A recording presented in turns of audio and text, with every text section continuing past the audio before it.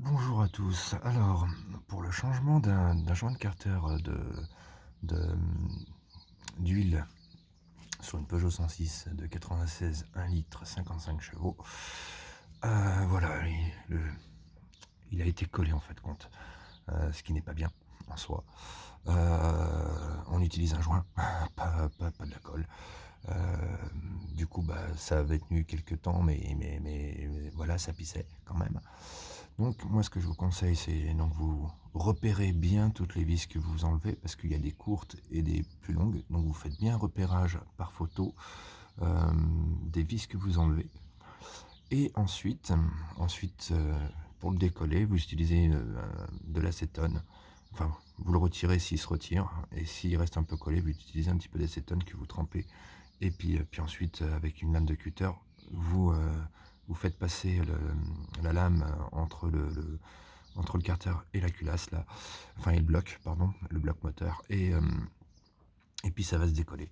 Après, surtout, n'utilisez surtout pas, mais surtout pas de papier de verre ou de brosse métallique pour enlever la colle qui reste. Vous prenez de l'acétone, vraiment de l'acétone, pour pouvoir l'enlever.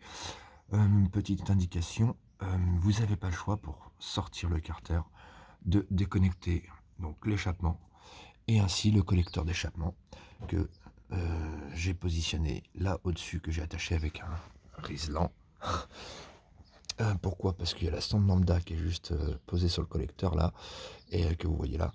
Et cette sonde lambda, généralement quand vous l'enlevez, bah après quand vous la remettez, merde, le moteur il tombe pas rond, les informations sont pas bonnes.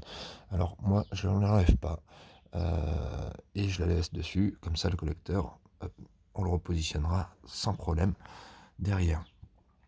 Après, pour le nettoyage, donc prenez un chiffon, trempez à l'acétone, et puis vous frottez, frottez, frottez, et après avec une petite lame de cutter, vous grattez les excédents de colle, et, et puis surtout, voilà, surtout pas de papier de verre, ni de, faut que ça voilà, vous voyez, on voit en réverbération mon doigt là, faut que ça reste propre, propre et super plan surtout, plan, enfin très lisse, plan, planéité. Et après pour le carter, nettoyez-le correctement, pareil, tout le contour, bah, vous le nettoyez bien, vous enlevez tous les excédents à l'acétone. Et après, vous utilisez, moi j'utilise de l'essence F pour pouvoir nettoyer correctement. Pourquoi l'essence F? Parce que l'essence F est un super produit pour dégraisser, et c'est pas la peine d'utiliser un gros truc.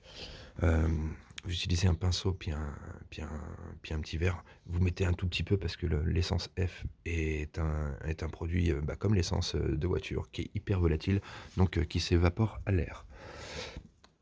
Et, et pour une autre explication d'ailleurs, pendant ce temps-là, j'ai fait aussi, pendant que ça s'écoutait bien, j'ai fait la vidange de boîte. Alors, très simple, une vidange de boîte là-dessus. Euh, donc là, vous avez ici le joint de vidange, le bouchon de vidange, pardon, avec une clé carrée. Et vous vidangez complètement. Et ensuite, ici, vous avez le remplissage. Voilà, il y a la roue avant côté conducteur qui est là. Euh, Vous avez le remplissage. Vous remplissez avec une seringue ici jusqu'à débordement. Une fois que ça déborde, hop, vous remettez, bah, comme pour ici, vous remettez un joint neuf cuivre, pas plastique, pas caoutchouc là, pas les joints de merde. Utilisez des joints cuivre vraiment qui vont très très bien comme pour les joints de vidange. Et puis vous êtes tranquille. Et pour l'huile, bah, c'est de la 75-80, W80. Voilà, l'huile de boîte quoi, tout simplement. Et vous remplissez bien jusqu'à le débordement. Ok, allez, bonne journée à tous.